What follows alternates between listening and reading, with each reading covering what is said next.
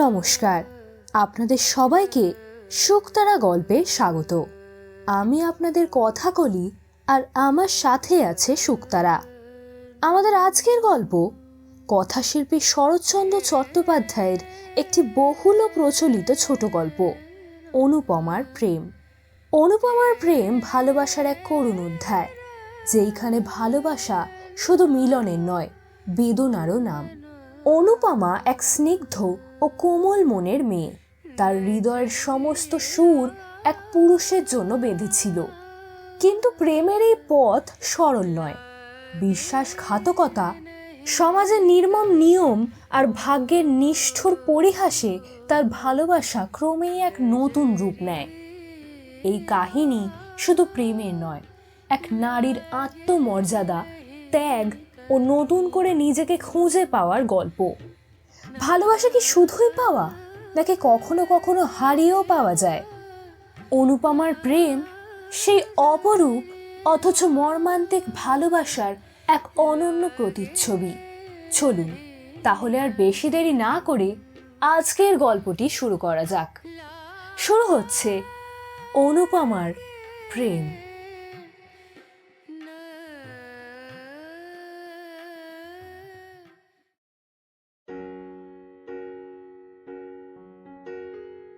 একাদশ বর্ষ বয়ক্রমের মধ্যে অনুপমা নোভেল পড়িয়া পড়িয়া মাথাটা একেবারে বিগড়াইয়া ফেলিয়াছে। সে মনে করিল মনুষ্য হৃদয়ে যত প্রেম, যত মাধুরী, যত শোভা, যত সৌন্দর্য, যত তৃষ্ণা আছে, সব খুঁটিয়া বাছিয়া একত্রিত করিয়া নিজের মস্তিষ্কের ভিতর জমা করিয়া ফেলিয়াছে। মনুষ্য স্বভাব, মনুষ্য চরিত্র তাহার নখদর্পণ হইয়াছে। জগতের শিখিবার পদার্থ আর তাহার কিছুই নাই। সব জানিয়া ফেলিয়াছে, সব শিখিয়া ফেলিয়াছে। সতীত্বের জ্যোতি সে যেমন দেখিতে পায়, প্রণয়ের মহিমা সে যেমন বুঝিতে পারে, জগতে আর যে কেহ তেমন সমজদার আছে, অনুপমা তাহা কিছুতেই বিশ্বাস করিতে পারে না। অনু ভাবিল সে একটি মাধবীলতা। সম্প্রতি মঞ্জুরিয়া উঠিতেছে, এ অবস্থায় আশু সহকার শাখা বেষ্টিতা না হইলে ফোট ফোট কুড়িগুলি কিছুতেই পূর্ণ বিকশিত হইতে পারিবে না।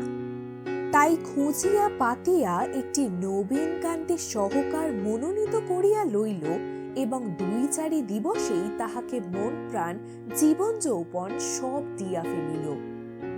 মনে মনে মন দিবার বা নিবার সকলেরই সমান অধিকার, কিন্তু জড়াইয়া ধরিবার পূর্বে সহকারটার মতামতেরও তো ঈষৎ প্রয়োজন হয়। এখানেই মাধবীলতা কিছু বিপদে পড়িয়া গেল। নবীন নীরদকান্তকে সে কেমন করিয়া জানাইবে যে সে তাহার মাধবীলতা?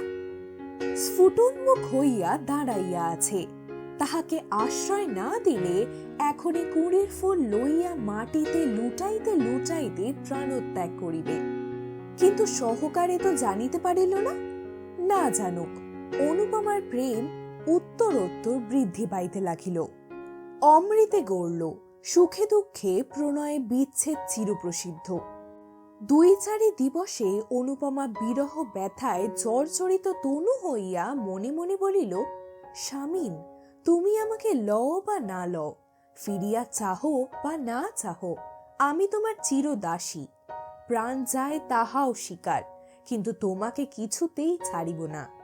এ জন্মে না পাই, আর জন্মে নিশ্চয়ই পাইব। তখন দেখিবে সতী সাধবীর ক্ষুদ্র বাহুতে কত বল। অনুপমা বড় লোকের মেয়ে। বাটি সংলগ্ন উদ্যানও আছে, মনোরম সরোবরও আছে। সেথা চাঁদও ওঠে, পদ্মও ফোটে, কোকিলও গান গায়, মধুপত্ত ঝংকার করে। এইখানে সে ঘুরিয়া ফিরিয়া বিরহ ব্যথা অনুভব করিতে লাগিল। এলোচুল করিয়া অলঙ্কার খুলিয়া ফেলিয়া, গাত্রে ধুলি মাখিয়া, প্রেমের যোগিনী সাজিয়া সরসীর জলে কখনো মুখ দেখিতে লাগিল, কখনো নয়ন জলে ভাসাইয়া গোলাপ পুষ্প চুম্বন করিতে লাগিল, কখনো আঁচল পাতিয়া তরু তলে শয়ন করিয়া হা হুতাশ ও দীর্ঘশ্বাস ত্যাগ করিতে লাগিল। আহারে রুচি নাই, শয়নে ইচ্ছা নাই, সাজসজ্জায় বিষয় বিরাগ, গল্প গুজবে রীতিমতো বিরক্তি।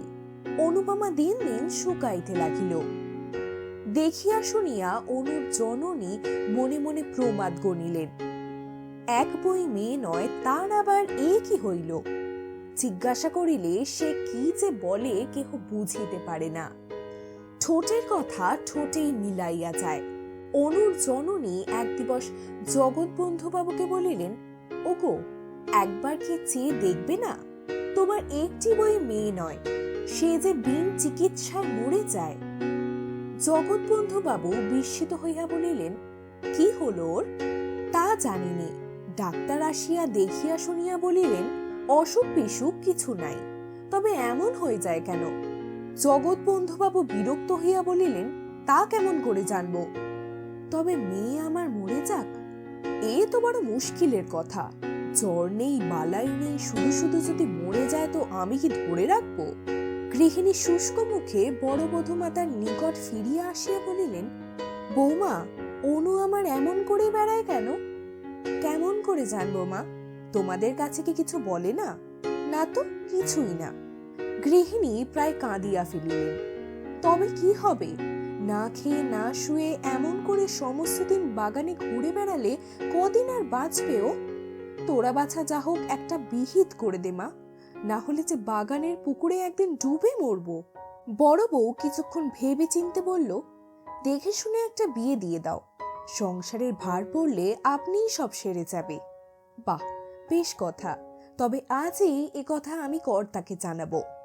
কর্তা এ কথা শুনিয়া অল্প হাসিয়া বলিলেন, কলিকাল, দাও, বিয়ে দিয়েই দেখো, যদি ভালো হয়। পরদিন ঘটক আসিল। অনুপমা বড় লোকের মেয়ে, তাহাতে রূপবতী পাত্রের জন্য ভাবিতে হইল না। এক সপ্তাহের মধ্যেই ঘটক ঠাকুর পাত্র স্থির করিয়া জগৎবন্ধু বাবুকে সংবাদ দিলেন। কর্তা এ কথা গৃহিণীকে জানাইলেন, গৃহিণী বড় বউকে জানাইলেন। ক্রমেই অনুপমাও শুনিল। দুই একদিন পরে একদিন দ্বীপ প্রহরের সময়ে সকলে মিলিয়া অনুপমার বিবাহের গল্প করিতেছিল। এমন সময় সে এলো চুলে আলু থালু বসনে একটা শুষ্ক গোলাপ ফুল হাতে করিয়া ছবিটির মতো আসিয়া দাঁড়াইল। অনুর জননী কন্যাকে দেখিয়া ঈষৎ হাসিয়া বলিলেন, মা যেন আমার যোগিনী সেজেছেন। বড় বউ ঠাকুরনও একটু হাসিয়া বলিল, বিয়ে হলে কোথায় সব চলে যাবে, দুটো একটা ছেলে মেয়ে হলে তো কথাই নেই। অনুপমা সকল কথা শুনিতে লাগিল। বউ আবার বলিল, মা, ঠাকুরঝির বিয়ের কবে দিন ঠিক হলো? দিন এখনো কিছু ঠিক করা হয়নি। ঠাকুর জামাই কি পড়েন? এবার বিয়ে দেবেন, তবে তো বেশ ভালো বর। তাহার পর একটু হাসিয়া ঠাট্টা করিয়া বলিল, দেখতে কিন্তু খুব ভালো না হলে আবার ঠাকুরজির আমার পছন্দ হবে না। তাকে কেন পছন্দ হবে না? জামাই আমার বেশ দেখতে। এইবার অনুপমা একটু গ্রীবা বক্র করিল। ঈষৎ হেলিয়া পদনখ দিয়া মৃত্তিকা খনন করিবার মত করিয়া নখ খুঁড়িতে খুঁড়িতে বলিল, বিবাহ আমি করব না।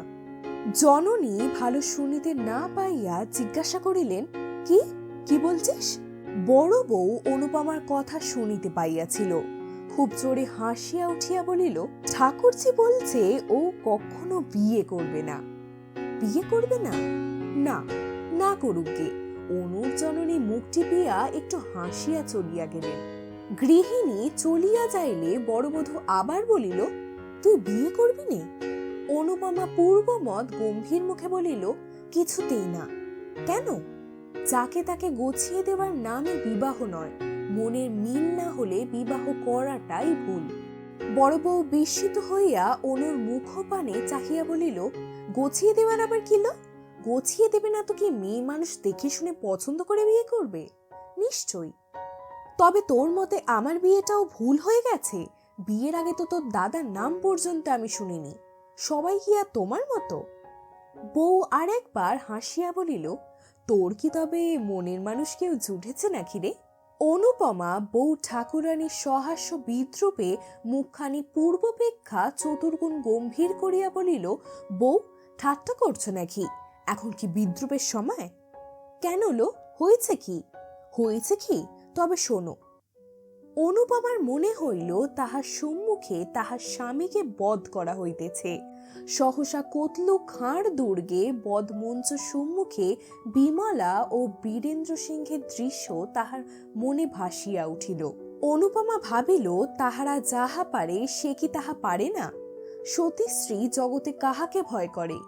দেখিতে দেখিতে তাহার চক্ষু অনৈসর্গিক প্রভায় ধকধক করিয়া জ্বলিয়া উঠিল। দেখিতে দেখিতে আঁচলখানা কোমরে জড়াইয়া গাছ কোমর বাঁধিয়া ফেলিল। ব্যাপার দেখিয়া বড়বধূ 3 হাত পিছাইয়া গেল।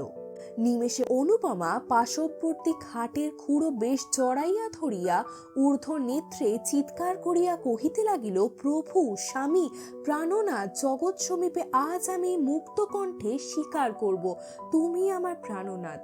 প্রভু, তুমি আমার, আমি তোমার। এ খাটের খুঁড়ো নয়, এ তোমার পদযুগল। আমি ধর্ম সাক্ষী করে তোমাকে পতিত্বে বরণ করছি। এখনো তোমার চরণ স্পর্শ করে বলছি, এ জগতে তুমি ছাড়া অন্য কেউ আমায় স্পর্শ করতেও পারবে না। কার সাধ্য প্রাণ থাকতে আমাদিগকে বিচ্ছন্ন করে? মা গো জগৎজননী।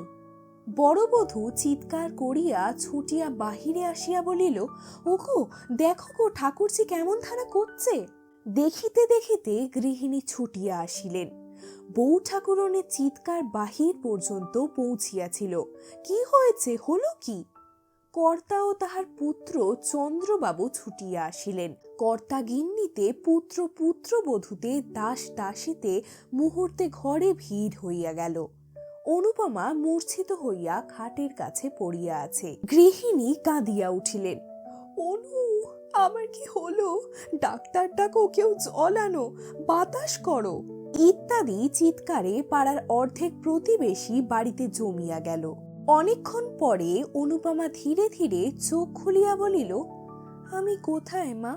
তাহার জননী মুখের নিকট মুখ আনিয়া সস্নেহে বলিলেন, কেন মা, তুমি যে আমার কোলে শুয়ে আছো। অনুপমা দীর্ঘশ্বাস ফেলিয়া মৃদু মৃদু কহিল, ও তোমার কোলে মা? আমি তো ভাবছিলাম আমি আর কোথাও কোন স্বপ্নরাজ্যে তার সঙ্গে ভেসে যাচ্ছি। দরবিগলিত অশ্রু তাহার গণ্ড বাহিয়া পড়িতে লাগিল। জননী তাহা মুছাইয়া কাতর হইয়া বলিলেন, কেন কাঁদছ মা? কার কথা বলছ? অনুপমা দীর্ঘ নিঃশ্বাস ফেলিয়া মৌন হইয়া রহিল। বড়বধূ চন্দ্রবাবুকে একপাশে ডাকিয়া বলিল, সবাইকে যেতে বলো, আর কোনো ভয় নেই, ঠাকুরজি ভালো হয়েছে। ক্রমশ সকলে প্রস্থান করিতে রাত্রে বড় বউ অনুপমার কাছে বসিয়া বলিল, ঠাকুরজি, কার সঙ্গে বিয়ে হলে তুই সুখী হোস বলতো? অনুপমা চক্ষু মুদ্রিত করিয়া কহিল, সুখ দুঃখ আমার কিছু নাই, সেই আমার স্বামী। তা বুঝি, কিন্তু কে সে? সুরেশ। সুরেশই আমার। সুরেশ রাখাল মজুমদারের ছেলে? হ্যাঁ, সেই। রাত্রে গৃহিণী এ কথা শুনিলেন। পরদিন অমনি মজুমদারদের বাড়িতে আসিয়া উপস্থিত হইলেন। নানা কথার পর সুরেশের জননীকে বলিলেন, তোমার ছেলের সঙ্গে আমার মেয়ের বিয়ে দিয়ে দাও। সুরেশের জননী হাসিয়া বলিলেন, মন্দ কি? ভালো মন্দর কথা নয়, দিতেই হবে। তবে সুরেশকে একবার জিজ্ঞাসা করে আসি, সে বাড়িতেই আছে। তার মত হলে কর্তার অমত হবে না। সুরেশ বাড়ি থাকিয়া তখন বিয়ে পরীক্ষার জন্য প্রস্তুত হইতেছিল। এই মুহূর্তে তাহার 1 বৎসর। তাহার মা বিবাহের কথা বলিলে সে কানেই তুলিল না। গৃহিণী আবার বলিলেন, সুরো, তোকে বিয়ে করতেই হবে বাবা। সুরেশ মুখ তুলিয়া বলিল, তা তো হবেই, কিন্তু এখন কেন? পড়ার সময় ওসব কথা আমার ভালো লাগে না মা। গৃহিণী অপ্রতিভ হইয়া বলিলেন, না না, পড়ার সময় কেন, এক্সামিন হয়ে গেলে বিয়ে হবে। কোথায়? এই গায়ে জগৎবন্ধু বাবুর মেয়ের সঙ্গে। কি, চন্দ্রর বোনের সঙ্গে, যেটাকে খুকি বলে ডাকতো? খুকি বলে ডাকবে কেন, তার নাম তো অনুপমা। সুরেশ অল্প হাসিয়া বলিল, হ্যাঁ হ্যাঁ, অনুপমা। তোর সেটা তো ভারী কুৎসিত। আহা, কুৎসিত হবে কেন, সে তো বেশ দেখতে। তা হোক বেশ দেখতে, এক জায়গায় শ্বশুর বাড়ি বাপের বাড়ি আমার ভালো লাগে না মা। কেন, তাতে আবার দোষ কি? দোষের কথায় কাজ নেই, তুমি এখন যাও মা, আমি একটু পড়ি, কিছুই এখনো হয়নি আমার পরীক্ষার। সুরেশের জননী ফিরিয়া আসিয়া বলিলেন, সুরত এক গায়ে বিয়ে কিছুতেই করতে চায় না, কেন তা তো জানিনি। অনুর জননী মজুমদার গৃহিণীর হাত ধরিয়া কাতরভাবে বলিলেন, তা হবে না ভাই, এ বিয়ে তোমাকে দিতেই হবে। ছেলের যে অমত, আমি কি করব বলো তো? না হলে আমি কিছুতেই তোমায় ছাড়বো না। তবে আজ থাক, কাল না হয় আরেকবার বুঝিয়ে দেখব, যদি মত করাতে পারি ওর। অনুর জননী বাড়ি ফিরিয়া আসিয়া জগৎবন্ধুকে বলিলেন, ওদের সুরেশের সঙ্গে যাতে অনুর আমার বিয়েটা হয় সেটা করো দেখি। কেন বলো দেখি? রায়গ্রামে তো একরকম সব ঠিক হয়েছে, সে সম্বন্ধ আমার ভেঙে কি হবে? কারণ আছে। কি কারণ? কারণ কিছু নয়, কিন্তু সুরেশের মতো অমন রূপে গুণে ছেলে কি আর পাওয়া যাবে? আর ও তো আমার একটি মাত্র মেয়ে, তার দূরে বিয়ে দেবে কেন? সুরেশের সঙ্গে কথা বলো, ওর সাথেই ও খুশি থাকবে দেখবে। আচ্ছা ঠিক আছে, চেষ্টা করব। না না, চেষ্টা নয়, নিশ্চিত দিতেই হবে। কর্তা নথ নাড়ার ভঙ্গি দেখিয়া হাসিয়া ফেলিলেন, তাই হবে গো, তাই হবে। সন্ধ্যার পর কর্তা মজুমদার বাটি হইতে ফিরিয়া আসিয়া গৃহিণীকে বলিলেন, বিয়ে হবে না। সে কি কথা? কি করব বলো তো? ওরা না দিলে তো আমি জোর করে ওদের বাড়িতে মেয়ে ফেলে দিয়ে আসতে পারিনি। দেবে না কেন? এক গায়ে বিয়ে হয় তাতে ওদের মত নেই। গৃহিণী কপালে করাঘাত করিয়া বলিলেন, হায় রে আমার পোড়া কপাল। পরদিন তিনি পুনরায় সুরেশের জননীর নিকট আসিয়া বলিলেন, দিদি, বিয়ে তোমাকে দিতেই হবে আমার অনুর সাথে। আমার তো ইচ্ছে আছে গো, কিন্তু ছেলের মত হয় কই। আমি লুকিয়ে সুরেশকে আরো 5,000 টাকা দেব। টাকার লোভ বড় লোভ। সুরেশের জননী এ কথা সুরেশের পিতাকে জানাইলেন। কর্তা সুরেশকে ডাকিয়া বলিলেন, সুরেশ, তোমাকে এই বিবাহ করতেই হবে। কেন বাবা? কেন আবার কি? এই বিবাহে তোমার গর্ভধারিণীর মত আছে, আমারও মত, সঙ্গে সঙ্গে একটু কারণও হয়ে পড়েছে। সুরেশ নত মুখে বলিল, এখন তো পড়াশোনার সময়, পরীক্ষার ক্ষতি হবে তো। তা আমি জানি বাপু, পড়াশোনার ক্ষতি করে তোমাকে বলছি না, পরীক্ষা শেষ হলে বিবাহ করো, যে আগে। অনুর জননীর আনন্দে সীমা নাই। এ কথা তিনি কর্তাকে বলিলেন। দাস দাসী সকলকেই মনের আনন্দে এ কথা জানাইয়া দিলেন। বৌদি অনুপমাকে ডাকিয়া বলিল, ওলো, বর যে ধরা দিয়েছে। অনু সলজ্জ ঈষৎ হাসিয়া বলিল, তা আমি জানতাম। কেমন করে জানলি? চিঠিপত্র চলতো নাকি? প্রেম যে অন্তর্যামী, আমাদের চিঠিপত্র অন্তরে চলতো। বৌদি বলিল, ধন্যী মেয়ে তুই। অনুপমা চলিয়া যাইলে বড় বধূ মৃদু মৃদু বলিল, পাকামি শুনলে গা জ্বালা করে। আমি 3 ছেলের মা, উনি আজ আমাকে প্রেম শেখাতে এলেন।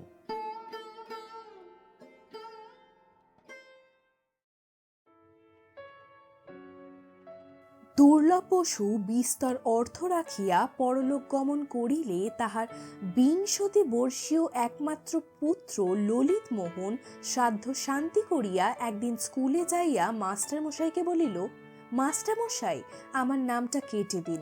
কেন বাপু? মিথ্যে পড়াশুনে করে কি হবে? যে জন্য পড়াশুনো তা আমার বিস্তর আছে। বাবা আমার জন্যে অনেক পড়ে রেখে গিয়েছেন।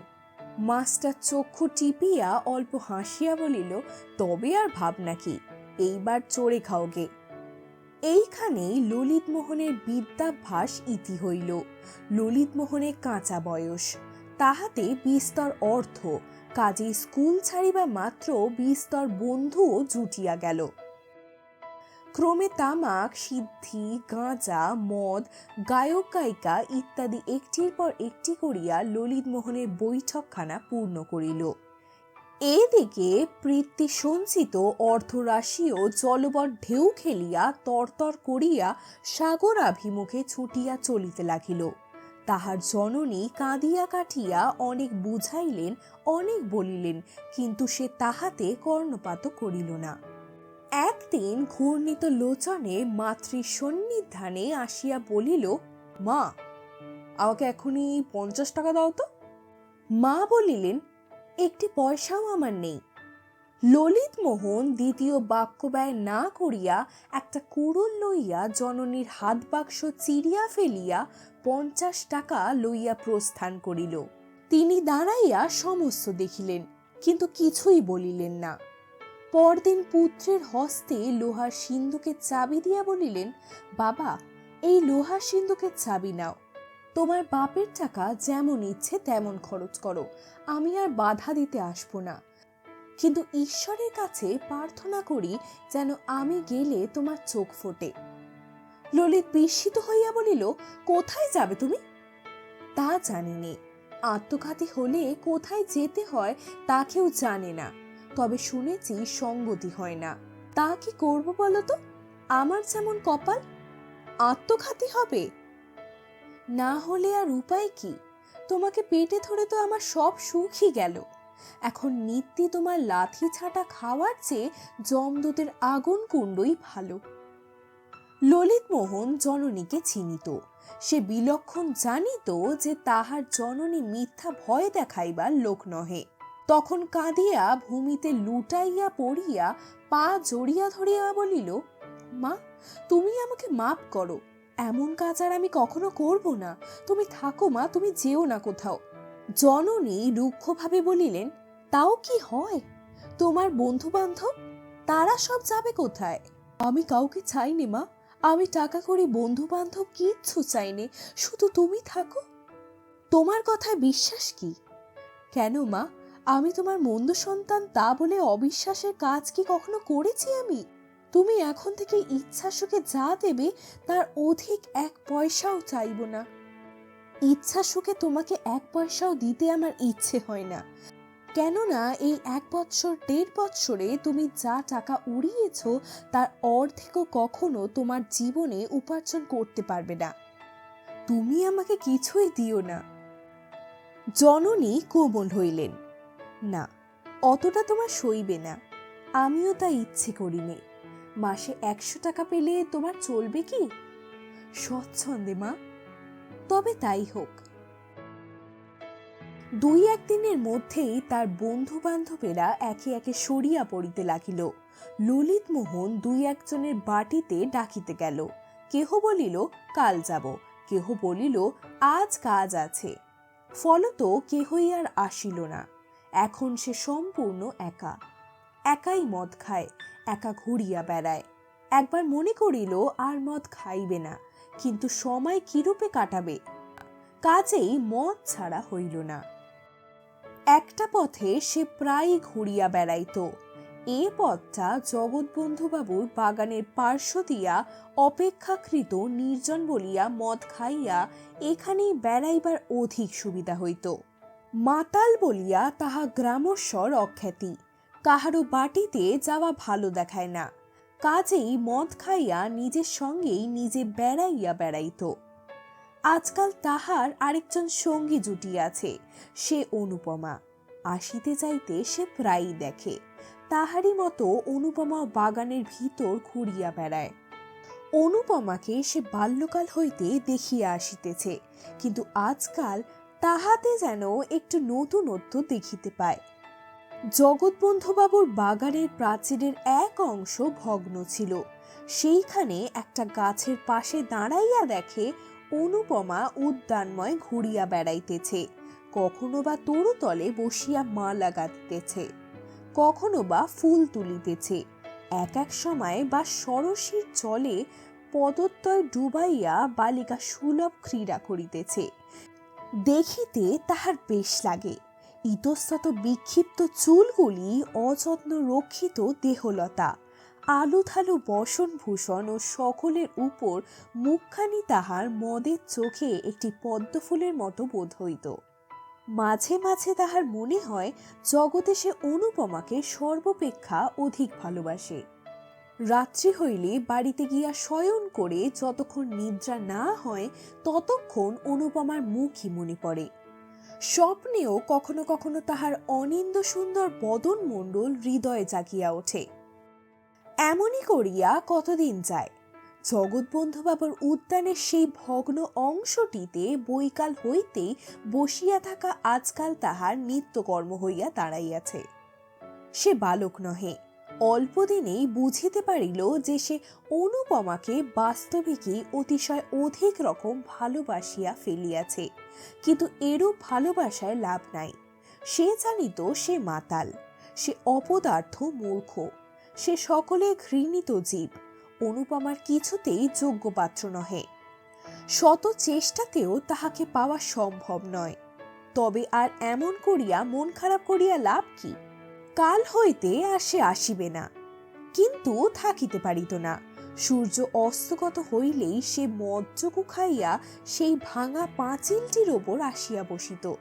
তবে ভিতরে একটা কথা আছে, কাহাকে ভালোবাসিলে মনে হয় সেও বুঝি আমাকে ভালোবাসে, আমাকে কেন বাসিবে না?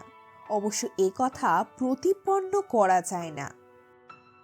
একদিন ললিতমোহন প্রাচীরে উঠিয়াছে, এমন সময় চন্দ্রবাবু চোখে পড়িল। চন্দ্রবাবু দারওয়ানকে হাঁকিয়া বলিলেন, উস্কো পাকড়ো। দারওয়ান প্রথমে বুঝিতে পারিল না কাহাকে ধরিতে হইবে, পরে যখন বুঝিল ললিত বাবুকে, তখন সেলাম করিয়া 3 হাত পিছাইয়া দাঁড়াইল। চন্দ্রবাবু পুনরায় চিৎকার করিয়া বলিলেন, উস্কো পাকড়ো, থানে মে দো। দারওয়ান আধা বাংলা আধা হিন্দিতে বলিল, আমি নেহি পারিবে বাবু। ললিতমোহন ততক্ষণে ধীরে ধীরে প্রাচীর টপকাইয়া প্রস্থান করিল। সে চলিয়া যাইলে চন্দ্রবাবু বলিলেন, কাহিনী পকড়া। দারওয়ান চুপ করিয়া রহিল। একজন মালি ললিতকে বিলক্ষণ চিনিত। সে বলিল, ও বেটা ভোজপুরের সাধ্য কি ললিতবাবুকে ধরা? ওর মতো 4টে দারোয়ানের মাথা ওর এক খুশিতে ভেঙে যাবে। দারোয়ানও তাহা অস্বীকার করিল না, বলিল, বাবু নৌকরি করনে আয়া ইয়া জান দেনে আয়া। চন্দ্রবাবু কিন্তু ছাড়বার পাত্র নহে। তিনি ললিতের উপর পূর্ব হইতেই বিলক্ষণ চটা ছিলেন। এখন সময় পাইয়া সাক্ষী জুটাইয়া অনধিকার প্রবেশ এবং আরো কত কি অপরাধে আদালতে নালিশ করিলেন। জগৎবন্ধুবাবু ও তাহার স্ত্রী উভয়ই এই মকদ্দমা করিতে নিষেধ করিলেন, কিন্তু চন্দ্রনাথ কিছুতেই শুনিলেন না। বিশেষত মর্মপীড়িতা অনুপমা জিদ করিল, বলিল, পাপীকে শাস্তি না দিলে তাহার মন কিছুতেই সুস্থির হইবে না। ইন্সপেক্টর বাটিতে আসিয়া অনুপমার ইজাহার লইল। অনুপমা সমস্ত ঠিকঠাক বলিল। শেষে এমন দাঁড়াইল যে ললিতের জননী বিস্তর অর্থ ব্যয় করিয়াও পুত্রকে কিছুতেই বাঁচাইতে পারিলেন না। 3 বৎসর ললিতমোহনের সশ্রম কারাবাসের আদেশ হইয়া গেল। বিয়ে পরীক্ষার ফল বাহির হইয়াছে। সুরেশচন্দ্র মজুমদার একেবারে প্রথম হইয়াছে। গ্রামময় সুখ্যাতির একটি রই রই শব্দ পড়িয়া গিয়াছে। অনুপমার জননীর আনন্দের আর সীমা নেই। আনন্দে সুরেশের জননীকে গিয়া বলিলেন, নিজের কথা নিজে বলতে নেই, কিন্তু দেখ দেখি আমার মেয়ের পয়। সুরেশের মা সহাস্য বলিলেন, তা তো দেখছি, একবার বিয়ে হোক, তারপর দেখিস তোর ছেলে যে রাজা হবে। জানিস তো, অনু যখন জন্মায় তখন একজন গণৎকার এসে গুণে বলেছিলেন যে এ মেয়ে রানী হবে। এত সুখে কেউ কখনো থাকেনি, থাকবেও না। যত সুখ তোমার মেয়েরই হবে। কে বলেছিল গা? একজন সন্ন্যাসী। কিন্তু তুমি তোমার জামাইকে একখানা বাড়ি কিনে দিও। তা দেব না? চন্দ্রকে আমি পেটের ছেলে বলেই জানি, কিন্তু অনুকেও তো কর্তার অর্ধেক বিষয় পাওয়া উচিত। আমি বেঁচে থাকলে তা পাবেও। তাই হোক, ওরা রাজা রানী হয়ে সুখী থাক, আমরা যেন এই দেখেই মরি। 2 দিন পর রাখাল মজুমদার পুত্রকে ডাকিয়া বলিলেন, এই বৈশাখে তোর বিবাহের দিন স্থির করলাম। এখন বিবাহ হয়? আমার একেবারে ইচ্ছে নয়। কেন? আমি গিলেরি স্কলারশিপ পেয়েছি, তাতে আমি ইচ্ছে করলে বিলাতে গিয়ে পড়তে পারি। তুমি কি বিলাতে যাবে? ইচ্ছে তো আছে বাবা, পড়ে পড়ে তোমার মাথাটা খারাপ হয়ে গিয়েছে। অমন কথা আর মুখে এনো না। বিনা পয়সায় যখন এই সুবিধা পেয়েছি তখন দোষ কি? রাখাল বাবু এ কথায় একেবারে অগ্নিশর্মা হইয়া উঠিলেন। নাস্তিক বেটা, দোষ কি? পরের পয়সায় যদি বিষ পাওয়া যায় তা তুই কি খাবি সেটা? সে কথায় আর এ কথায় অনেক প্রভেদ। প্রভেদার কোথায়? এদিকে জাত খোয়ান, মুচ্ছে হওয়া, আর অপরদিকে বিষ-ভোজন, ঠিক এক নয় কি? চুল চুল মিলে গেল নাকি? সুরেশ আর কোনো প্রতিবাদ না করিয়া নিরুত্তরে প্রস্থান করিল। সে চলিয়া যাইলে রাখালবাবু আপনা আপনি হাসিয়া বলিলেন, বেটা, পাতা দই ইংরেজি পড়ে আমাদের সঙ্গে তর্ক করতে আসে। কেমন কথাটা বললাম? পরের পয়সায় বিষ পেলে কি খেতে হবে? বাছা ধন আর দ্বিতীয় কথাটি বলতে পারলে না।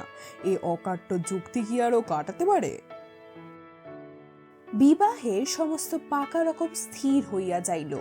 বড় বধূ একদিন অনুপমাকে বলিলেন, কি লো, বরের সুখ্যাতি যে গ্রামে ধরে না।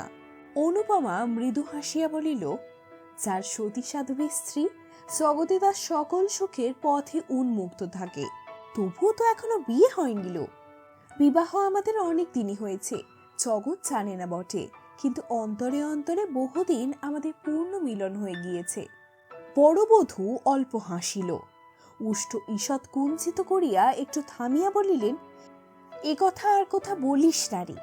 আমাদের তো বলা দূরে থাক, এমন ধারা শুনলেও লজ্জা করে। সব কথাই তুই যেন থিয়েটারে অ্যাক্ট করতে থাকিস। এমন করলে লোকে পাগল বলবে যে। আমি যে প্রেমে পাগল। আজ 5ই বৈশাখ। অনুপমার বিবাহ উৎসবে আজ গ্রামটা তোলপাড় হইতেছে। জগৎবন্ধুবাবুর বাটিতে আজ ভিড় ধরে না। কত লোক যাইতেছে, কত লোক হাঁকাহাঁকি করিতেছে, কত খাওয়ান দাওয়ানের ঘটা, কত বাজনা বাদ্যের ধুম। যত সন্ধ্যা হইয়া আসিতে লাগিল, ধুমধাম তত বাড়িয়া উঠিতে লাগিল। সন্ধ্যা লগ্নেই বিবাহ, এখনই বর আসিবে। সকলেই উৎসাহে আগ্রহে উন্মুখ হইয়া আছে, কিন্তু বর কোথায়? রাখালবাবুর বাড়িতে সন্ধ্যার প্রাকাল্যেই কলরব বাঁধিয়া উঠিয়াছে। সুরেশ গেল কোথায়? এখানে খোঁজ, ওখানে খোঁজ, এদিকে দেখো ওদিকে দেখো, কিন্তু কেহই সুরেশকে খুঁজিয়া বাহির করিতে পারিতেছে না। কুসংবাদ পৌঁছিতে বিলম্ব হয় না। বজ্রাগ্নির মতো একথা জগৎবন্ধুর বাটিতে উড়িয়া আসিয়া পড়িল। বাড়িশুদ্ধ লোক সকলেই মাথায় হাত দিয়া বসিয়া পড়িল। সে কি কথা?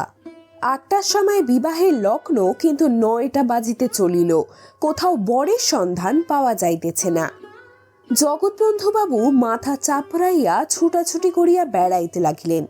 গৃহিণী কাঁদিয়া তাহার নিকটে পড়িলেন। কি হবে গো এবার? কর্তার তখন অর্ধক্ষিপ্ত অবস্থা। তিনি চিৎকার করিয়া বলিয়া উঠিলেন, হবে আমার শ্রাদ্ধ, আর কি হবে? এই হতভাগা মেয়ের জন্য বৃদ্ধ বয়সে আমার মান গেল, যশ গেল, জাতি গেল। এখন এক ঘরে হয়ে থাকতে হবে। কেন মরতে বুড়ো বয়সে তোমাকে আবার যে বিয়ে করেছিলাম, তোমারই জন্য আমার আজ এই অপমান। শাস্ত্রেই আছে স্ত্রীবুদ্ধি প্রলয়ঙ্কারী। তোমার কথা শুনে নিজের পায়ে নিজেই কুড়ুল মেরেছি। যাও, তোমার মেয়ে নিয়ে আমার সামনে থেকে দূর হয়ে যাও। গৃহিণীর দুঃখের কথা বলিয়া কাজ নাই। এদিকে এই আরেক দিকে আরেক বিপদ। অনুপমা ঘন ঘন মূর্ছা চাইতেছে। এদিকে রাত্রি বাড়িয়া চলিতেছে। 10টা, 11টা, 12টা করিয়া ক্রমশ 1টা 2টা বাজিয়া গেল, কিন্তু কোথাও সুরেশের দেখা হইল না। সুরেশকে পাওয়া যাক আর না যাক, অনুপমার বিবাহ কিন্তু দিতেই হইবে। কেননা আজ রাত্রে বিবাহ না হইলে জগৎবন্ধুবাবুর জাতি যাইবে। রাত্রি আন্দাজ 3টার সময় 50 বর্ষীয় কাশরোগী রামদুলাল দত্তকে পাড়ার 5 জন জগৎবন্ধুবাবুর হিতৈষী বন্ধু বরুণ খাড়া করিয়া লইয়া আসিল। অনুপমা যখন শুনিল এমন করিয়া তাহার মাথা খাইবার উদ্যোগ হইতেছে, তখন মূর্ছা ছাড়িয়া দিয়া জননীর পায়ে লুটিয়া পড়িল। মা, আমায় রক্ষা করো মা, এমন করে আমার গলায় ছুরি দিও না। এ বিয়ে দিলে যে আমি নিশ্চয়ই আত্মঘাতী হব। মা কাঁদিয়া বলিলেন, আমি কি করব বলতো মা? মুখে যাহাই বলুক না কেন, কন্যার দুঃখে ও আত্মগ্লানিতে তাহার হৃদয় পুড়িয়া যাইতেছিল।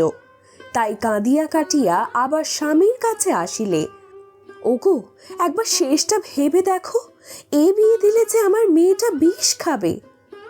কর্তা কোনো কথা না কহিয়া একেবারে অনুপমার নিকটে আসিয়া গম্ভীরভাবে বলিলেন, ওঠো, ভোর হয়ে যায়। কোথা যাব বাবা? এখনই সম্প্রদান করব তোমার। অনুপমা কাঁদিয়া ফেলিল। বাবা, আমাকে মেরে ফেলো, আমি বিষ খাবো। যা ইচ্ছে হয় কাল খেও মা, আজ বিয়ে দিয়ে আমার জাত বাঁচাই, তারপর যেমন খুশি করো, বিষ খেও, জলে ডুবে মরো, আমি একবারও বারণ করব না। কি নিদারুণ কথা! এইবার যথার্থই অনুপমার ভিতর পর্যন্ত শিহরিয়া উঠিল। বাবা, আমায় রক্ষা করো বাবা। কত কাতরোক্তি, কত ক্রন্দন, কিন্তু কোনো কথাই খাটিল না। দৃঢ় প্রতিজ্ঞ জগৎবন্ধুবাবু সেই রাত্রেই রামদুলাল দত্তের হস্তে অনুপমাকে সম্প্রদান করিলেন।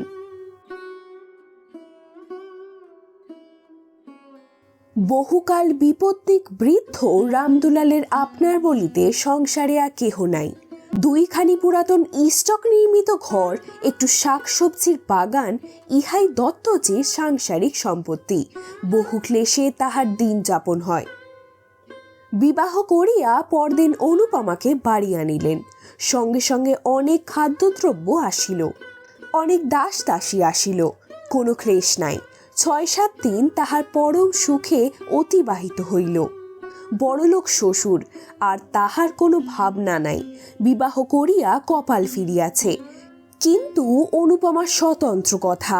আর দিন 2 থাকিয়া সে পিত্রালয়ে ফিরিয়া আসিল। তখন তাহার মুখ দেখিয়া দাস দাসীরাও গোপনে চক্ষু মুছিল। বাড়ি গিয়া প্রাণত্যাগ করিব, এ পরামর্শ অনুপমা স্বামীর ভবন হইতেই স্থির করিয়া রাখিয়াছিল। এইবার যথার্থ মরিবার বাসনা হইয়াছে। অনেক রাত্রে সকলে নিদ্রিত হইলে সে নিঃশব্দে খিড়কির দ্বার খুলিয়া বাগানে পুষ্করিণী সোপানে আসিয়া বসিল। আজ তাহাকে মরিতে হইবে, মুখের মরা নয়, কাজের মরা মরিতেই হইবে। অনুপমার মনে পড়িল আর একদিন সে এইখানে মরিতে গিয়াছিল, সেও অধিক দিন নয়, কিন্তু তখন মরিতে পারে নাই, কেননা একজন ধরিয়া ফেলিয়াছিল। আজ সে কোথায়? জেলখানায় কয়েদ খাটিতেছে। কোন অপরাধে? শুধু বলিতে চাহিয়াছিল যে সে তাহাকে ভালোবাসে। কে জেলে দিল? চন্দ্রবাবু। কেন? তাহাকে দেখিতে পারিত না বলিয়া, সে মাতাল বলিয়া, সে অনধিকারে প্রবেশ করিয়াছিল বলিয়া। কিন্তু অনুপমা কি বাঁচাইতে পারিত না? পারিত, কিন্তু তাহা করে নাই, বরং জেলে দিতেই সহায়তা করিয়াছে। আজ তাহার মনে হইল ললিত কি যথার্থই ভালোবাসিত? হয়তো বাসিত, হয়তো বাসিত না। নাই বাসুক, কিন্তু তাহাকে দণ্ডিত করিয়া তাহার কি ইষ্টসিদ্ধি হইয়াছে? জেলে পাথর ভাঙিতেছে, ঘানি টানিতেছে, আরো কত কি নিজ কর্ম করিতে হইতেছে। ইহাতে হয়তো চন্দ্রবাবুর লাভ হইয়াছে, কিন্তু তাহার কি? সে দণ্ডিত না হইলে কি তাহাকে পাইতে পারিত, যিনি এখন মনের আনন্দে নিজের উন্নতির জন্য জাহাজে চড়িয়া বিলাত যাইতেছেন? অনুপমা সেইখানে বসিয়া বহুক্ষণ ধরিয়া কাঁদিল। তাহার পর জলে নামিল। এক হাঁটু এক বুক গলা করিয়া ক্রমশ ডুবন জলে আসিয়া পড়িল। 8 মিনিট কাল জলতলে থাকিয়া অনেক জল খাইয়া সে আবার উপরে ভাসিয়া উঠিল। আবার ডুব দিল, আবার ভাসিয়া উঠিল। সে সাঁতার দিতে জানিত, তাই সমস্ত পুষ্করিণীটা তন্ন তন্ন করিয়াও কোথাও ডুবন জল মিলিল না। অনেকবার ডুব দিল, অনেক জল খাইল, কিন্তু একেবারে ডুবিয়া যাইতে কিছুতেই সে পারিল না। সে দেখিল মরিতে স্থির সংকল্প হইয়াও ডুব দিয়া নিঃশ্বাস আটকাইবা আসিবার উপক্রম হইলেও নিঃশ্বাস লইতে তাহাকে উপরে ভাসিয়া উঠিতে হয়। এই রূপে পুষ্করিণীটা সাঁতার কাটিয়া প্রায় নিশা শেষে যখন সে তাহার ক্লান্ত অবসন্ন নির্জীব দেহখানা কোনরূপে টানিয়া আনিয়া সোপানের উপর ফেলিল, দেখিল যে কোনো অবস্থায়, যে কোনো কারণেই হোক, এমন করিয়া একটু একটু করিয়া প্রাণ পরিত্যাগ করা সহজ কথা নহে। পূর্বে সে বিরহ ব্যথায় জর্জরিত তনু হইয়া দিনে শতবার করিয়া মরিতে যাইত। তখন ভাবিত প্রাণটা রাখা না রাখা নায়ক নায়িকার একেবারে মুঠোর ভেতরে। কিন্তু আজ সমস্ত রাত্রি ধরিয়া প্রাণটার সহিত ধস্তাধস্তি করিয়াও সেটাকে বাহির করিয়া ফেলিতে পারিল না। আজ সে বিলক্ষণ বুঝিল তাহাকে জন্মের মতো বিদায় দেওয়া তাহার 11 বর্ষী বিরহ ব্যথায় কুলাইয়া ওঠে না। ভোরবেলায় যখন সে বাটি আসিল তখন তাহার সমস্ত শরীর শীতে কাঁপিতেছিল। মা জিজ্ঞাসা করিলেন, অনু, এত ভোরে নিয়ে এলি মা? অনু ঘাড় নাড়াইয়া জানাইল, হ্যাঁ। এইদিকে দত্ত মহাশয় একরূপ চিরস্থায়ী রূপে শ্বশুর ভবনে আশ্রয় লইয়াছেন। প্রথম প্রথম জামাই আদর তাহার কতটা মিলিত, কিন্তু ক্রমশ তাহাও কম পড়িয়া আসিল। আরিস্ত কেহই প্রায় তাহাকে দেখিতে পারে না। চন্দ্রনাথবাবু প্রতি কথায় তাহাকে ঠাট্টা বিদ্রূপে অপদস্থ লাঞ্ছিত করেন। তাহার একটু কারণও হইয়াছিল। একে তো চন্দ্রবাবুর হিংসা পরবশ অন্তঃকরণ, তাহাতে আবার অকর্মণ্য জামাতা বলিয়া জগৎবন্ধু কিছু বিষয় আশায় দিয়া যাইবেন বলিয়াছিলেন। অনুপমা কখনো আসে না, শাশুড়ি ঠাকুরনিও কখনো সে বিষয়ে তত্ত্ব লন না। তথাপি রামদুলালের মনের আনন্দে দিন কাটিতে লাগিল। যত্ন আত্মীয়তার তিনি বড় একটা ধার ধারিতেন না, যাহা পাইতেন তাহাতেই সন্তুষ্ট হইতেন। তাহার উপর দুবেলা পরিতোষজনক আহার ঘটিতেছে। বৃদ্ধা অবস্থায়ও দত্তমশাই ইহাই যথেষ্ট বলিয়া মানিয়া লইতেন, কিন্তু তাহার সুখভোগ করিবার অধিক দিনও আর বাকি ছিল না। একে জীর্ণ শীর্ণ শরীর, তাহার উপর পুরাতন সখা কাশরোগ অনেকদিন হইতেই তাহার শরীরে আশ্রয় গ্রহণ করিয়া বসিয়া আছে। প্রতি বৎসরই শীতকালে তাহাকে স্বর্গে লইয়া যাইবার জন্য টানাটানি করিত। এবারেও শীতকালে বিষম টানাটানি করিতে লাগিল। জগৎবন্ধুবাবু দেখিলেন যক্ষা রামদুলালের ছড়াইয়া পড়িয়াছে। পাড়াগায় সুচিকিৎসা হইবে না জানিয়া কলিকাতায় পাঠাইয়া দিলেন। সেখানে কিছুদিন সুচিকিৎসার পর সতী সাধবী অনুপমার কল্যাণে 2 বৎসর ঘুরিতে না ঘুরিতেই সদানন্দ রামদুলাল সংসার ত্যাগ করিলেন। তথাপি অনুপমা একটু কাঁদিল। স্বামী মরিলে বাঙালির মেয়েকে কাঁদিতে হয়, তাই কাঁদিল। তাহার পর সব ইচ্ছাই সাদা থান পড়িয়া সমস্ত অলঙ্কার খুলিয়া ফেলিল। জননী কাঁদিতে কাঁদিতে বলিলেন, অনু, তোর এ বেশ তো আমি চোখে দেখিতে পারি না মা, অন্তত হাতে একজোড়া বালা রাখ। তা হয় না মা, বিধবার অলঙ্কার পড়তে নেই। কিন্তু তুই তো কচি মেয়ে। তাহা হোক, বাঙালির মেয়ে বিধবা হইলে কচি বুড়ো সমস্ত এক হইয়া যায়। জননী আর কি বলিবেন, শুধু কাঁদিতে লাগিলেন। অনুপমার বৈধব্য লোকে নতুন করিয়া শোক করিল না। 2-1 বৎসরেই সে যে বিধবা হইবেই তাহা সকলে জানিত। কেহ বলিল, মরার সঙ্গে বিয়ে দিলে কি আর সদবা থাকে? কর্তাও এ কথা জানিতেন, গৃহিণীও বুঝিতেন, তাই শোক নতুন করিয়া হইল না। যাহা হইবার তাহা বিবাহ রাত্রেই হইয়া গিয়াছে। স্বামীকে ভালোবাসিত না, জানিল না, শুনিল না, তথাপি অনুপমা কঠোর বৈধব্যব্রত পালন করিতে লাগিল। রাত্রে জল স্পর্শ করে না, দিনে 1 মুষ্টি স্বহস্তে সিদ্ধ করিয়া লয়। একাদশীর দিন উপবাস করে। আজ পূর্ণিমা, কাল আমাবস্যা, পরশু শিবরাত্রি, এমনই করিয়া মাসের পর দিন সে কিচ্ছু খায় না। কেহ কোনো কথা বলিলে বলে, ইহকাল গিয়াছে, এখন পরকালের কাজ করিতে দাও। এত কিন্তু সহিবে কেন? উপবাসে অনিয়মে অনুপমা শুকাইয়া অর্ধেক হইয়া গেল। দেখিয়া দেখিয়া গৃহিণী ভাবিলেন এইবার সে মরিয়া যাইবে। কর্তাও ভাবিলেন তাহা বড় বিচিত্র নহে। তাই একদিন স্ত্রীকে ডাকিয়া বলিলেন, অনুর আবার বিয়ে দি।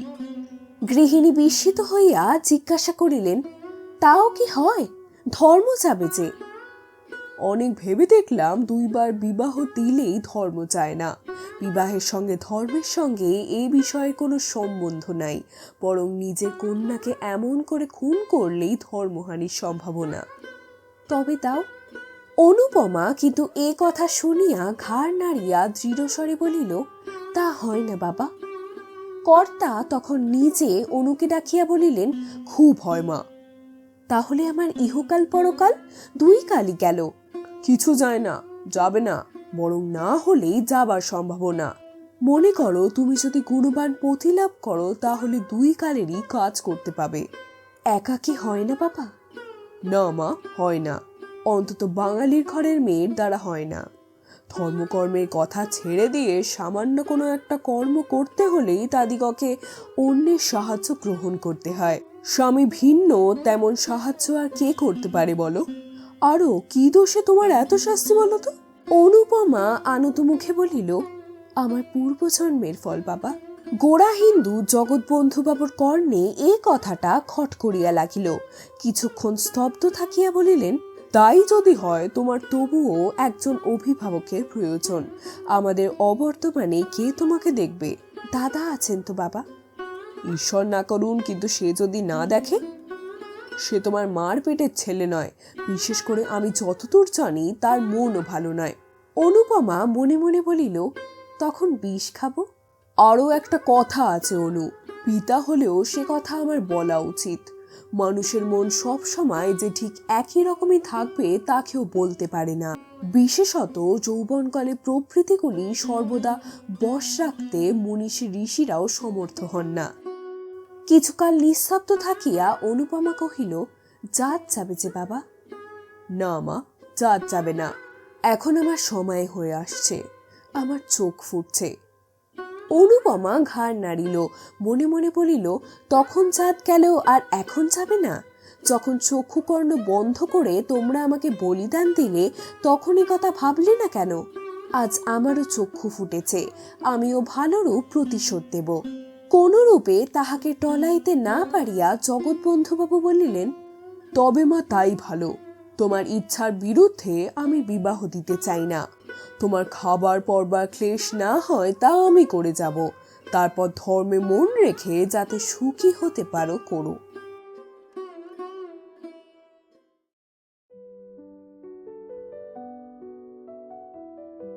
3 বৎসর পরে খালাস হইয়াও ললিতমোহন বাড়ি ফিরিল না। কেহ বলিল, সে গ্রামে কি আর মুখ দেখাতে পারে? ললিতমোহন নানা স্থান পরিভ্রমণ করিয়া 2 বৎসর পরে সহসা একদিন বাটিতে আসিয়া উপস্থিত হইল। তাহার জননী আনন্দে পুত্রের কপালে চুম্বন করিয়া আশীর্বাদ করিলেন, বাবা, এবার বিবাহ করে সংসারী হও। যা কপালে ছিল তা ঘটে গিয়াছে, এখন সেজন্য মনে দুঃখ করো না। ললিত যাহা হয় একটা করিবে স্থির করিল। 5 বৎসর পরে ফিরিয়া আসিয়া ললিত গ্রামে অনেক পরিবর্তন দেখিল। বিশেষ দেখিল জগৎবন্ধুবাবুর বাটিতে। কর্তাগিন্নি কেহ জীবিত নাই, চন্দ্রবাবুই এখন সংসারের কর্তা। অনুপমা বিধবা হইয়া এইখানেই আছে, কারণ তাহার অন্যত্র স্থান নাই। পূর্বেই জননের মৃত্যু হইয়াছিল। পরে পিতার মৃত্যুর পর অনুপমা ভাবিয়াছিল পিতা যাহা দিয়া গিয়াছেন তাহা লইয়া কোনো তীর্থস্থানে থাকিবে এবং সেই টাকায় পূর্ণ ধর্ম নিয়ম ব্রত করিয়া অবশিষ্ট জীবনটা কাটাইয়া দিবে। কিন্তু শ্রাদ্ধ শান্তি হইলে উইল দেখিয়া সে মর্মাহত হইল। পিতা কেবল তাহার নামে 500 টাকা দিয়া গিয়াছেন। তাহারা বড়লোক, এই সামান্য টাকা তাহাদিগকের নিকট টাকাই নহে। বাস্তবিক এই অর্থে কাহারও চিরজীবন গ্রাসাচ্ছাদন নির্বাহিত হইতে পারে না। গ্রামে অনেকেই কানাঘুষা করিল, এই উইল জগৎবন্ধু বাবুর নহে, ভিতরে কিছু কারসাজি আছে। কিন্তু সে কথার ফল কি? নিরুপায় হইয়া অনুপমা চন্দ্রবাবুর বাটিতেই রহিল। লোকে বলে পিতার মৃত্যু না হওয়া পর্যন্ত সৎমাকে চিনতে পারা যায় না, সৎ ভাইকেও সেইরূপ পিতার জীবিতকাল পর্যন্ত চিনতে পারা কঠিন। এতদিন পরে অনুপমা জানিতে পারিল তাহার দাদা চন্দ্রনাথ বাবু কি চরিত্রের মানুষ। যত প্রকার অধম শ্রেণীর মানুষ দেখিতে পাওয়া যায়, চন্দ্রনাথ বাবু তাহাদিগকের সবনিকৃষ্ট। হৃদয়ে এক তিল দয়া মায়া নাই, বক্ষে এক বিন্দু চামড়া পর্যন্ত নাই। অনুপমার এই নিরাশ্রয় অবস্থায় তিনি তাহার সহিত যেরূপ ব্যবহার আরম্ভ করিলেন তাহা বলিয়া শেষ করা যায় না। প্রতি কথায় এমনকি উঠিতে বসিতে তিরস্কৃত, লাঞ্ছিত, অপমানিত করিতেন। অনেকদিন হইতেই তিনি অনুপমাকে দেখিতে পারেন না, কিন্তু আজকাল তো অধিক না দেখিতে পারিবার কারণ তিনিই ভালো জানেন। বড়বধূ পূর্বে তাহাকে ভালোবাসিতেন, কিন্তু এখন তিনিও দেখিতে পারেন না। যখন অনু বড়লোকের মেয়ে ছিল, যখন তাহার বাপ মা বাঁচিয়া ছিল, যখন তাহার একটা কথায় 5 জন ছুটিয়া আসিত, তখন তিনিও ভালোবাসিতেন। এখন সে দুঃখিনী, আপনার বলিতে কেহ নাই, টাকা করি নাই, পরের অন্ন না খাইলে দিন কাটে না। তাহাকে কে এখন ভালোবাসিবে, কে এখন যত্ন করিবে? বড়বধূর ৩-৪টি ছেলে মেয়ের ভার অনুর উপর। তাহাদিগকে খাওয়াতে হয়, স্নান করাইতে হয়, পড়াইতে হয়, কাছে করিয়া শুইতে হয়। তথাপি কোনো বিষয়ে একটু ত্রুটি হইলেই অমনি বড় ঠাকুরনী রাগ করিয়া রীতিমতো 5টা কথা শুনাইয়া দেন। ইহা ভিন্ন অনুপমাকে নিত্য দুবেলা চন্দ্রবাবুর জন্য 2-4টা ভালো তরকারি রাঁধিতে হয়, আর না হইলে চন্দ্রবাবুরও কিছু খাওয়া হয় না। একাদশী হোক আর দ্বাদশী হোক আর উপবাসী হোক, সে রান্না তাহাকেই রাঁধিতে হইবে। বিধবা হইয়া অনুপমা প্রাতঃকালে স্নান করিয়া অনেকক্ষণ ধরিয়া পূজা করিত, এখন তাহাকে সেই সময়টুকুও দেওয়া হয় না। একটু বিলম্ব হইলেই বধূ ঠাকুরনী বলিয়া ওঠেন, ঠাকুরজি একটু হাত চালিয়ে নাও, ছেলেরা কাঁদছে, এখনো পর্যন্ত কিছু খেতে পায়নি। অনুপমা যা তা পুজো করিয়া উঠিয়া আসে, একটি কথাও সে মুখ ফুটিয়া বলিতে পারে না। একাদশী দীর্ঘ উপবাস করিয়াও তাহাকে রাত্রে রন্ধন করিতে যাইতে হয়। তৃষ্ণায় বুক ফাটিতে থাকে, অগ্নির উত্তাপে মাথা টিপ টিপ করিতে থাকে, গা ঝিমঝিম করে, তবুও কথা কহে না। অবস্থার পরিবর্তন সহ্য করিবার ক্ষমতাও হয়, কেননা জগদীশ্বর তাহা শিখাইয়া দেন, না হইলে অনুপমা এতদিন মরিয়া যাইত। এ সংসারে তাহার অপেক্ষা দাস দাসীরাও শ্রেষ্ঠ। জোর করিয়া তাহাদের দুটো বলিলে তাহারাও দুটো জোরের কথা বলিতে পারে। অন্তত আমার মাহিনাপত্র চুকাইয়া দিন, বাড়ি যাই, এ কথাও বলিতে পারে না। সে বিনামূল্যে কৃতদাসী, মারো কাটো তাহাকে এখানেই থাকিতে হইবে, আর কোথাও যাইবার জো নাই। সে বিধবা, সে বড়লোকের কন্যা। অনুপমার অবস্থা বুঝাইতে পারা যায় না, বুঝিতে হয়। বাঙালির ঘরে পরান্ন প্রত্যাশিনী বিধবাই কেবল তাহার অবস্থা বুঝিতে পারিবেন, অন্য না বুঝিতেই পারে। আজ দ্বাদশী। সকাল সকাল স্নান করিয়া অনুপমা পূজা করিতে বসিল, তখনও 15 মিনিট হয় নাই। বড়বধূ ঘরের বাহির হইতেই একটু বড় গলায় বলিলেন, ঠাকুরজি তোমার কি আর সমস্ত দিনে হবে না? এমন করে চলবে না বাপু। অনুপমা শিবের মাথায় জল দিতেছিল, কথা কহিল না। বড়বধূ 10 মিনিট পরে পুনর্বার ঘুরিয়া আসিয়া সেইখান হইতেই চিৎকার করিলেন, অত পুণ্যি ছালাই আটবে না গো, অত পুণ্যি করো না। আমার যত পুণ্যি ধর্মের শখ থাকে তা বনে জঙ্গলে গিয়ে করোগে, সংসারে থেকে অত বাড়াবাড়ি সইতে পারা যায় না বাপু। তথাপি অনুপমা কথা কহিল না। বড় বউ দ্বিগুণ চেঁচাইয়া উঠিলেন, বলিলেন, বলি কেউ খাবে দাবে না নাকি বাপু? অনুপমা হস্তস্থিত বিল্লপত্র নামাইয়া রাখিয়া বলিল, আমার অসুখ হয়েছে, আজ আমি কিছুই পারবো না। পারবে না? তবে সবাই উপোস করুক। কেন, আমি ছাড়া কি লোক নাই? ঠাকুরের কি হলো? তার জ্বর হয়েছে, আর উনি ঠাকুরের রান্না খেতে পারেন বুঝি? না পারেন তুমি রেঁধে দাওগে। আমি রাঁধবো? মাথার যন্ত্রণায় প্রাণ যায়। একটা কবিরা 24 ঘন্টা আমার পেছনে লেগে আছে, আর আমি আগুনের তাতে যাব? অনুপমা জ্বলিয়া উঠিল, বলিল, তবে সবাইকে উপোস করতে বলো গে। তাই যাই, তোমার দাদাকে এই কথা জানাই গে। আর তোমার অসুখ হবে কেন? এই নিয়ে তুই এলে এক্ষুনি গিলবে করবে, আর বড় ভাইকে একটু রেঁধে খাওয়াতেই পারবে না? না পারি নে বড় বউ, আমি তোমাদের কেনা বাঁধি নয় যে যা মুখে আসবে তাই বলবে। আমি এসব কথা দাদাকে জানাবো। বড় বউ মুখ ভঙ্গি করিয়া বলিল, তাই জানাও গে, তোমার দাদা এসে আমার মাথাটা কেটে নিয়ে যাক। অনুপমা কিছুক্ষণ স্তব্ধ হইয়া রহিল, তারপর বলিল, তা জানি, দাদা ভালো হলে আর তোমার এত সাহস হতো? কেন, কি করেছেন তিনি? খেতে দিচ্ছেন, পড়তে দিচ্ছেন, আবার কি করবেন? সত্যি সত্যি তো আর আমাকে তাড়িয়ে দিয়ে তোমায় মাথায় করে রাখতে পারেননি, এজন্য আর মিছে রাগ করলে চলবে কেন? সমস্ত বস্তুরই সীমা আছে, অনুপমার সহিষ্ণুতারও সীমা আছে। সে এতদিন যাহা বলে নাই আজ তাহা বলিয়া ফেলিল। বলিল, দাদা আমাকে খাওয়াবেন পড়াবেন কেন? যে বাপের টাকায় তিনি খান, আমি সেই বাপেরই টাকায় খাই। বড় বউ ক্রুদ্ধ হইল, তাই যদি হতো তাহলে বাপ আর পথের কাঙাল করে রেখে যেতেন না তোমায়। অনুপমা বলিল, পথের কাঙাল তিনি কিন্তু করে যাননি, তোমরাই করেছ। গ্রাম শুদ্ধ সবাই জানে তিনি আমাকে নিঃসম্বল রেখে যাননি। সে টাকা দাদা চুরি না করলে আজ আমাকে তোমার মুখ নাড়া খেতে হতো না বাপু। বড় বধূর মুখ প্রথমে শুকাইয়া গেল, কিন্তু পরক্ষণেই দ্বিগুণ তেজে জ্বলিয়া উঠিল।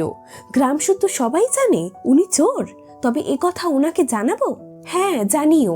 আরো বলো যে পাপের ফল তাকে পেতেই হবে। সেদিন এমনই গেল। অবশ্য এ কথা চন্দ্রবাবু শুনিতে পাইলেন, কিন্তু কোনরূপ উচ্চবাচ্য করিলেন না। চন্দ্রনাথবাবুর সংসারে ভোলা বলিয়া একজন ছোড়া মতো ভৃত্য ছিল। 5-6 দিন পরে চন্দ্রবাবু একদিন তাহাকে বাটির ভিতর ডাকিয়া আনিয়া বেদম প্রহার করিতে লাগিলেন। চিৎকার শব্দে অন্যান্য দাস দাসীরাও ছুটিয়া আসিল। তখনও অসম্ভব মার চলিতেছে। অনুপমা ঘরের ভিতর পূজা করিতেছিল। পূজা ফেলিয়া সেও ছুটিয়া আসিল। ভোলার নাক মুখ দিয়া তখনও রক্ত ছুটিতেছিল। অনুপমা চিৎকার করিয়া উঠিল, দাদা করো কি, মরে গেল যে। চন্দ্রবাবু খিচাইয়া উঠিলেন, আজ বেটাকে একেবারে মেরেই ফেলবো। তোকেও সঙ্গে সঙ্গে মেরে ফেলতাম, কিন্তু শুধু মেয়ে মানুষ বলে তুই বেঁচে গেলি। আমার সংসারে এত পাপ আমি বরদাস্ত কখনোই করব না। বাবা তোকে 500 টাকা দিয়ে গেছেন, তাই তুই নিয়ে আজ আমার বাড়ি থেকে দূর হয়ে যা। অনুপমা কিছুই বুঝিতে পারিল না, শুধু বলিল, সে কি দাদা? কিছুই নয়, আজ টাকা নাও, নিয়ে ভোলার সঙ্গে দূর হয়ে যাও। বাইরে গিয়ে যা খুশি করোগে। অনুপমা সেইখানেই মূর্ছিত হইয়া গেল। দাস দাসীরা সকলেই একথা শুনিল।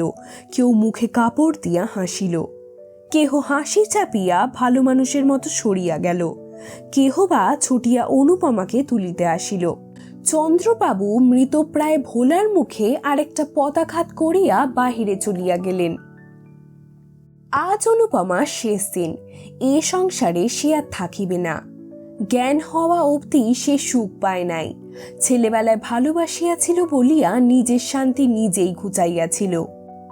অতিরিক্ত বাড়াবাড়ি করিয়াছিল বলিয়া বিধাতা তাহাকে এক তিলও সুখ দেন নাই। যাহাকে ভালোবাসিত মনে করিত তাহাকেই পাইল না। যে ভালোবাসিতে আসিয়াছিল তাহাকে তাড়াইয়া দিল।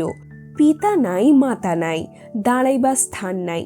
স্ত্রীলোকের একমাত্র অবলম্বন সতীত্বের সুযশ, তাহাও ঈশ্বর কাড়িয়া লইতে বসিয়াছেন।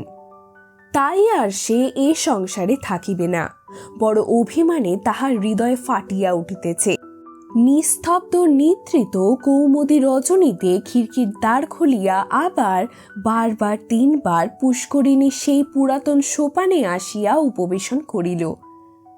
এবার অনুপমা চালাক হইয়াছে। আরবার সন্তরণ শিক্ষাটা তাহাকে মরিতে দেয় নাই। এবার তাহা বিফল করিবার জন্য সঙ্গে কলসি লইয়া আসিয়াছে। এবার পুষ্করিণীর কোথায় ডুবন জল আছে তাহা বাহির করিয়া লইবে। এবার নিশ্চয়ই ডুবিয়া মরিবে। মরিবার পূর্বে পৃথিবীকে বড় সুন্দর দেখায়। ঘরবাড়ি, আকাশ, মেঘ, চন্দ্র, তারা, জল, ফুল, লতা, বৃক্ষ সব সুন্দর হইয়া ওঠে। যেই দিকে চাও সেই দিকই মনোরম বোধ হয়। সব যেন আঙুল তুলিয়া বলিতে থাকে, মরিও না, দেখো আমরা কত সুখে আছি, তুমিও সহ্য করিয়া থাকো, একদিন সুখে তো হইবেই। না হয় আমাদের কাছে এসো, আমরা তোমাকে সুখী করিব। অনর্থক বিধাতৃতত্ত্ব আত্মাকে নরকে নিক্ষেপ করিও না। মরিতে আসিয়াও মানুষ তাই অনেক সময় ফিরিয়া যায়। আবার যখন ফিরিয়া দেখে জগতে তাহার এক তিলও সুখ নাই, অসীম সংসারে থাকিবার এক বিন্দুও স্থান নাই, আপনার বলিতে একজনও নাই, তখন আবার মরিতে চাহে। কিন্তু পরক্ষণেই কে যেন ভিতর হইতে বলিতে থাকে, ছি ছি, ফিরিয়া যাও, এমন কাজ করিও না। মরিলেই কি সকল দুঃখের অবসান হইল? কেমন করিয়া জানিলে ইহা অপেক্ষা আরো গভীর দুঃখে পতিত হইবে না?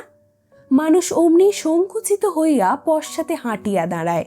অনুপমার কি এসব কথা মনে হইতেছিল না? কিন্তু অনুপমা তবুও মরিবে, কিছুতেই আর বাঁচিবে না। পিতার কথা মনে হইল, মাতার কথা মনে হইল, সঙ্গে সঙ্গে আরেকজনেরও কথা মনে হইল তার। যাহার কথা মনে হইল সে হল ললিত।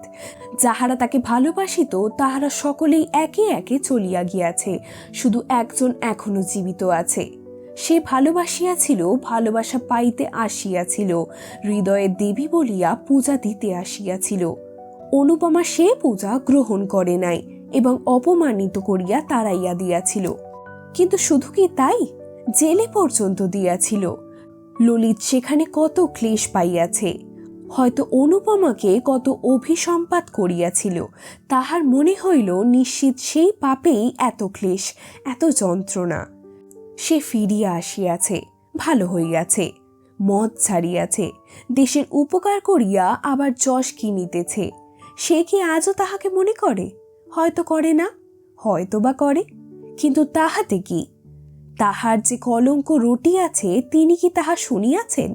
যখন গ্রামটায় রটিবে যে আমি কলঙ্কিনী হইয়া ডুবিয়াছি, কাল যখন আমার দেহ জলের উপর ভাসিয়া উঠিবে, ছি ছি, কত ঘৃণায় তার উষ্ঠ কুঞ্চিত হইয়া উঠিবে। অনুপমা আঁচল দিয়া গলদেশে কলসি বাঁধিল। এমন সময় কে একজন পশ্চাৎ হইতে তাহাকে ডাকিল, অনুপমা। অনুপমা চমকাইয়া ফিরিয়া দেখিল একজন দীর্ঘাকৃতি পুরুষ স্থির হইয়া দাঁড়াইয়া আছে। আগন্তুক আবার ডাকিল। অনুপমার মনে হইল এ স্বর সে আরো কোথাও শুনিয়াছে, কিন্তু স্মরণ করিতে সে পারিল না, চুপ করিয়া রহিল। আগন্তুক আবারও বলিল, অনুপমা, আত্মহত্যা করো না। অনুপমা কোনো কালেই ক্রীড়ানত লজ্জাপতি লতা নহে। সে সাহস করিয়া বলিল, আমি আত্মহত্যা করব আপনি কি করে জানলেন? তবে গলায় কলসি বেঁধেছ কেন? অনুপমা মৌন রইল। আগন্তুক ঈষৎ হাসিয়া বলিল, আত্মঘাতী হলে কি হয় জানো? কি হয়? অনন্ত নরক হয়। অনুপমা শিহরিয়া উঠিল, ধীরে ধীরে কলসি খুলিয়া রাখিয়া বলিল, এ সংসারে তো আমার স্থান নাই। ভুলে গিয়াছ তুমি, আমি মনে করে দিচ্ছি। প্রায় 6 বৎসর পূর্বে ঠিক এই স্থানেই একজন তোমাকে চিরজীবনের জন্য স্থান দিতে চেয়েছিল, স্মরণ হয়? অনুপমা লজ্জায় রক্তমুখী হইয়া বলিল, হয়। তবে এ সংকল্প ত্যাগ করো। আমার কলঙ্ক রটেছে, আমার বাঁচা হয় না। মরলেই কি কলঙ্ক যায়? যাক না যাক, আমি তো শুনতে যাব না আর। তুমি ভুল বুঝেছ অনুপমা। মরলে এই কলঙ্ক চিরকাল ছায়ার মতো তোমার নামের পাশে ঘুরে বেড়াবে। বেঁচে দেখো, এই মিথ্যে কলঙ্ক কখনো চিরস্থায়ী হবে না। কিন্তু কোথায় গিয়ে বেঁচে থাকবো আমি? আমার সঙ্গে চলো। অনুপমার একবার মনে হইল তাহাই করিবে। চরণে লুটাইয়া পড়িবে, বলিবে, আমাকে ক্ষমা করো। বলিবে, তোমার অনেক অর্থ, আমাকে কিছু ভিক্ষা দাও, আমি গিয়া কোথাও লুকাইয়া থাকি। পরে অনেকক্ষণ মৌন থাকিয়া ভাবিয়া চিন্তিয়া বলিল, আমি যাব না। কথা শেষ হইতে না হইতে অনুপমা জলে ঝাঁপাইয়া পড়িল। অনুপমার জ্ঞান হইলে দেখিল সুসজ্জিত হর্বে পালঙ্কের উপর সে শয়ন করিয়া আছে, পার্শ্বে ললিত মোহন। অনুপমা চক্ষুর মিলন করিয়া কাতর স্বরে বলিল, কেন বাঁচালে আমাকে?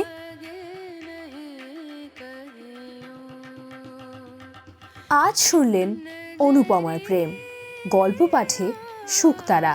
গল্পটি শেষ পর্যন্ত শোনার জন্য অনেক অনেক ধন্যবাদ। আজকের গল্পটি যদি আপনাদের ভালো লাগে তবে অবশ্যই একটি লাইক দিন, প্রিয়জনদের সাথে শেয়ার করুন এবং শুকতারা গল্পের সাথে জড়িত থাকার জন্য অবশ্যই চ্যানেলটিকে সাবস্ক্রাইব করুন। আমরা খুব তাড়াতাড়ি ফিরে আসব নতুন এক গল্প নিয়ে।